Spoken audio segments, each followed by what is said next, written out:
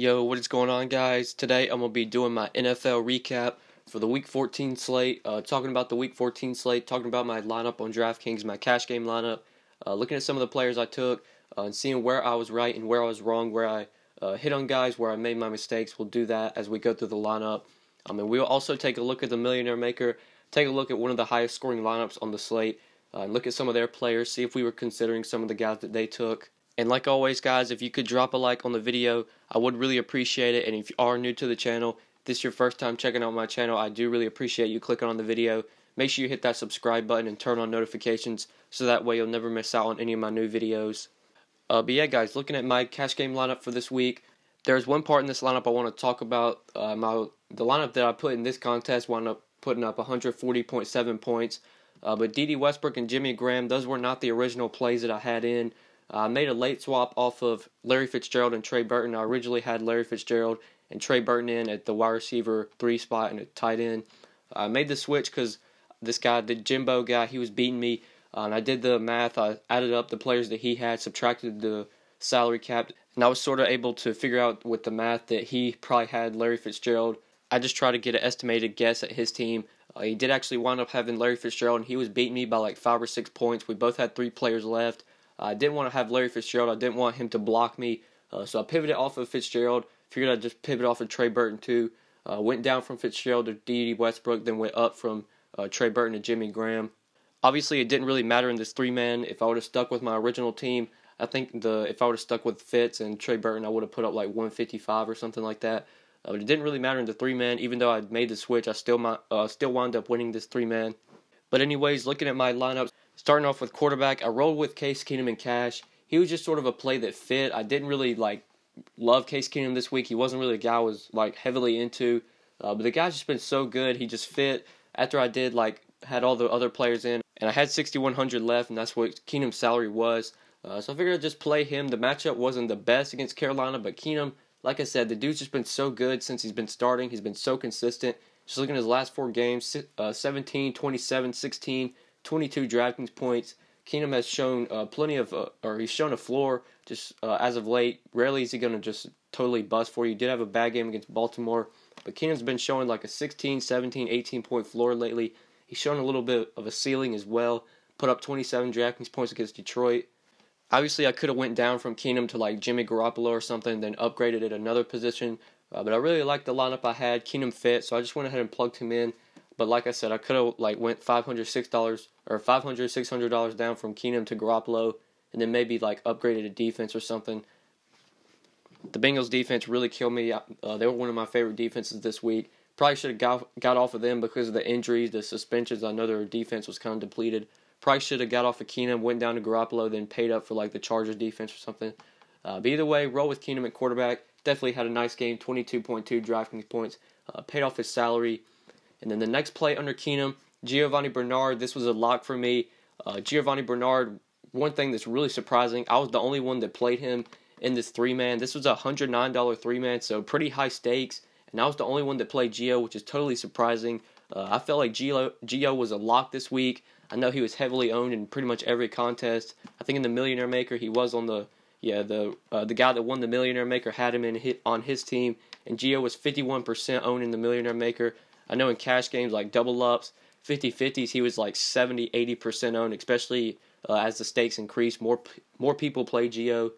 And I talked about Gio in Thursday's video. I felt like he was a lock, 3,100. With the amount of touches he was going to see, he's involved in the passing game. I felt like you just played him.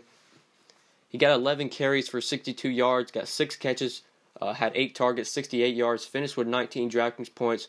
Just totally crushed value. If you did not play Gio this week, at least in cash games, if you played any 50-50 head-to-head double-up contests and you didn't play Gio, then you're just doing something wrong. You need to rethink what you're doing. Even in tournaments, I felt like Gio was almost a lock just because of its price tag, the workload that he was going to see, how he's involved in the passing game, so valuable in DraftKings with it being full PPR. Gio was a lock. I was the only one that played him in this 3-man. Definitely going to take note of that. If I see these guys in the lobby sometime, I'll definitely be sure to scoop their games because these guys really don't know what they're doing if they didn't play Gio.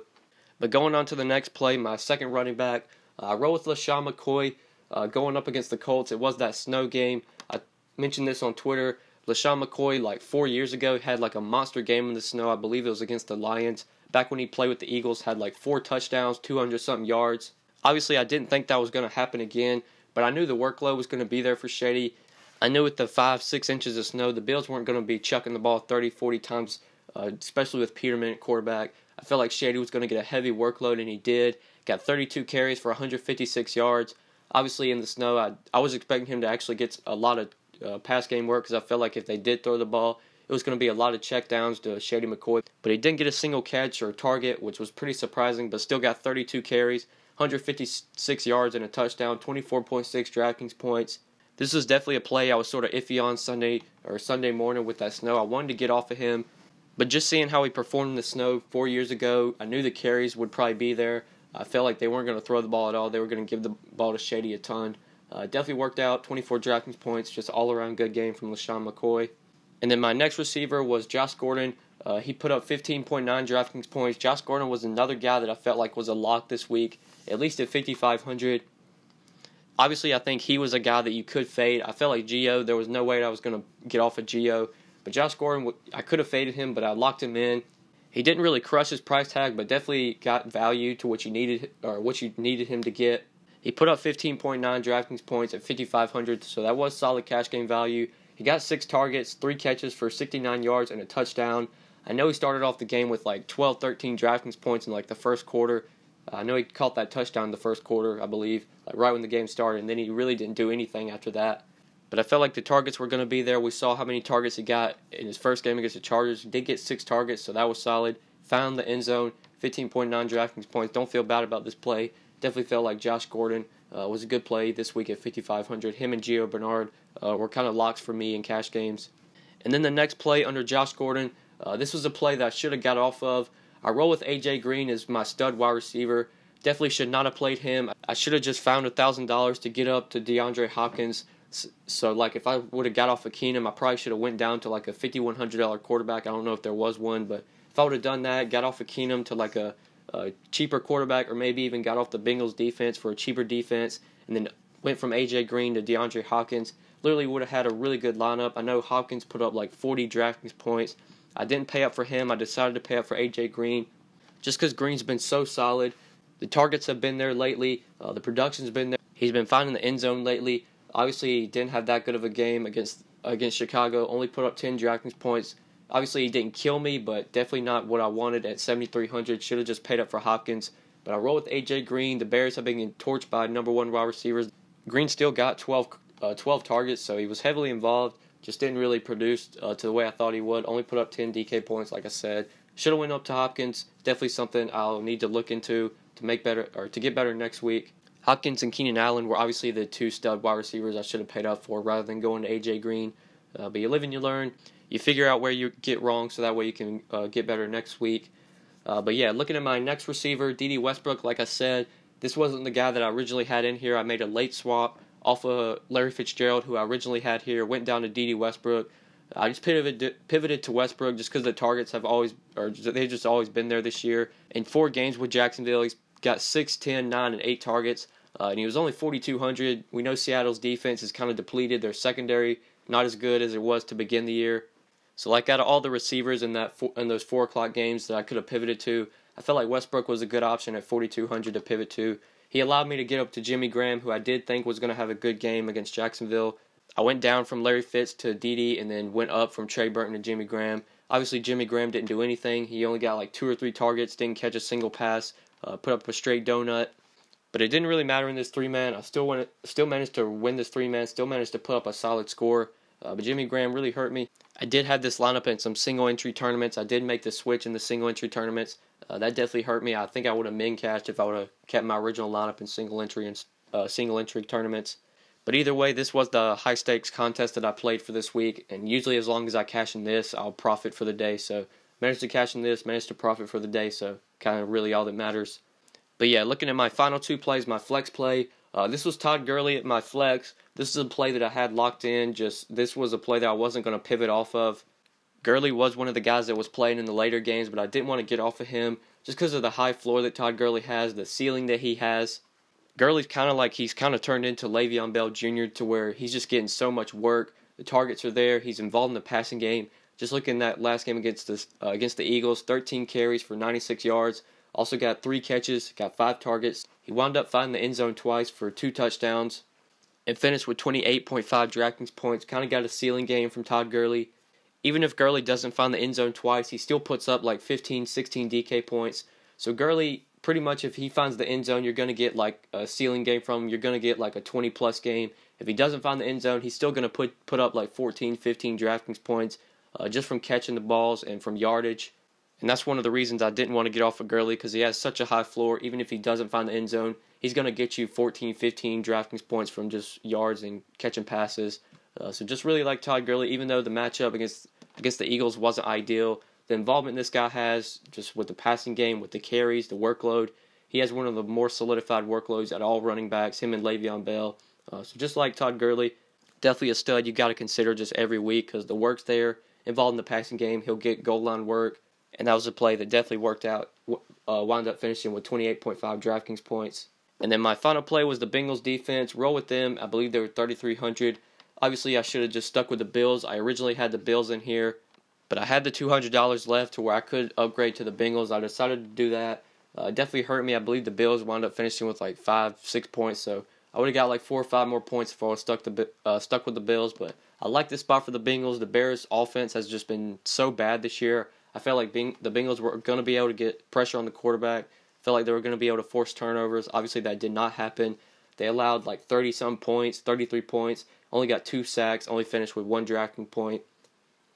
They were definitely a mistake. Could have went with another route and got more points at defense, but you live and you learn. Still put up 140 DraftKings points. Still managed to win this high-stakes 3-man, which profited me for the week. So now moving on to the Millionaire Maker. Looking at the guys lineup that won the Millionaire Maker. Two-Gun won it with a 220.6 score. Had Brett Hundley, Bernard, Leonard Fournette, Devontae Adams, DeAndre Hopkins, Demaryius Thomas, Trey Burton, Melvin Gordon, and the Broncos defense. So obviously starting up top with Brett Hundley, this was a low-owned play. I know Hundley was pretty popular last week in Week 13. Hardly anybody played him this week against the Browns. Obviously that he made sense as a tournament play. The Browns don't have a good pass defense. Hundley was going to be low-owned since he burned a lot of people last week. And Two-Gun got him at 0.6% ownership. He put up 25.7 DraftKings points. So Hundley was solid. He paired Devontae Adams and Hundley together. Adams wound up putting up 30.4 DraftKings points. Had 10 catches for 84 yards and 2 touchdowns. So that Hundley to Adams stack really worked out for Two-Gun. And then looking at his 2 running backs, Gio Bernard, like I said in my cash game lineup, Gio was a lock. I felt like he was almost a lock in tournaments too, just because of the price tag, the workload he was going to see. He was 51% owned, but he still put up a solid game, even for tournaments. 19 DraftKings points at 3,100. Obviously, that is good tournament value. So Gio Bernard was just an all-around good play this week. Leonard Fournette, definitely a guy I was not on at 7K. Going up against Seattle, didn't like that matchup. I liked LeSean McCoy for just 200 more. I felt more confident in Shady. I believe Fournette and Shady literally had like the exact same score. Hold up, let me see. Fournette had 24.9. Shady had 24.6. So they kind of scored the same thing. They were in the same price range. But Leonard Fournette was really low owned. He is a very good running back. Anytime you get a stud running back at like 3% owned in tournaments, obviously that's something you want. So good call by Two-Gun to go with Fournette at low ownership. Put up 24.9 DraftKings points. Then the next play under Adams, DeAndre Hopkins. Obviously that was a play that I should have been on over A.J. Green. Hopkins just totally crushed. Put up nearly 40 DraftKings points. He was 26% owned in the Millionaire Maker.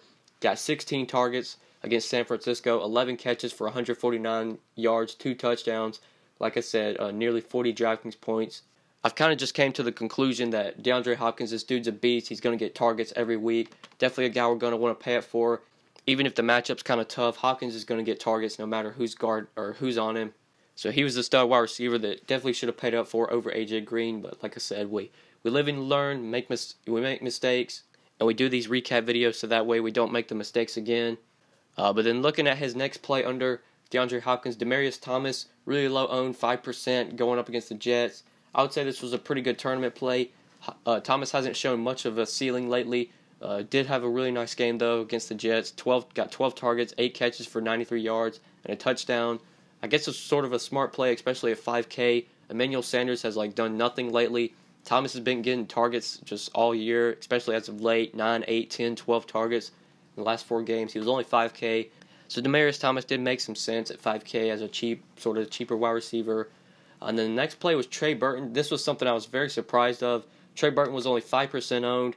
I know you were kind of taking a shot because we didn't have news at 1 o'clock if Zach Ertz was going to play. So if you had Trey Burton in your lineup and Ertz was in, you kind of were screwed because you didn't really have anyone else to pivot to. And I guess that was one of the reasons that Trey Burton was only 5% owned in the Millie Maker. They had a really solid game replacing Zach Ertz. Ertz was out. Burton got the start. Got 6 targets, 5 catches for 71 yards and 2 touchdowns, 24.1 DraftKings points. Like I said, I originally had him in my lineup, and then I made the switch because I didn't want to get blocked by that other guy. But Burton definitely crushed. I talked about him in Thursday's video with Ertz. If Ertz was going to be out, he was a guy we were going to want to consider at tight end at just 2,900. And then the final 2 plays for 2 guns starting off at flex. He went with Melvin Gordon, who was 18% owned. This was a play that I thought was a lot higher owned than I expected. I didn't think a lot of people were going to be on Melvin Gordon this week. And me personally, I didn't really like Melvin Gordon. I just liked them. I like Shady more. I even like Fournette a little bit more. I like Todd Gurley more. So at Melvin Gordon's price tag, didn't really want to go to him. And he didn't really have that good of a game either. Only put up 15 DraftKings points. Got 22 carries for 78 yards and a touchdown. Got 3 targets as well. 1 catch for 5 yards. I wasn't really on Melvin Gordon this week. I felt like Shady had a higher floor and ceiling. I felt like Leonard Fournette was a better play. Thought Todd Gurley had a higher floor and ceiling, so I didn't go to Melvin Gordon, but I guess it made sense. If you got the salary to where you can fit in one of these studs, I guess Melvin Gordon was a smart play. The guy does have a ceiling, especially if he finds the end zone a couple times. But I thought Todd Gurley was definitely the better play there if you could have found the $300 to get up to him. But the final play for 2 gun was the Broncos defense. This is a really smart play. At just 3,400, Broncos were playing at home. Their defense has not been good lately. But for tournaments, if they were going to be low owned, playing at home against the Jets, we know they're the Jets. Obviously, they've been playing better this year, but they're still the Jets. They're still going to make stupid mistakes. And the Broncos shut them out. They wound up finishing with 18 DraftKings points, got an interception, 4 sacks, and like I said, a shutout. Didn't allow a single point. So good call by 2 gun going with the Broncos defense at only 2% owned. I would imagine they were one of the higher scoring defenses on the week at 18 DraftKings points. Yeah, this was 2 guns lineup. He won the Millionaire Maker with 220.6 points. Congrats to him.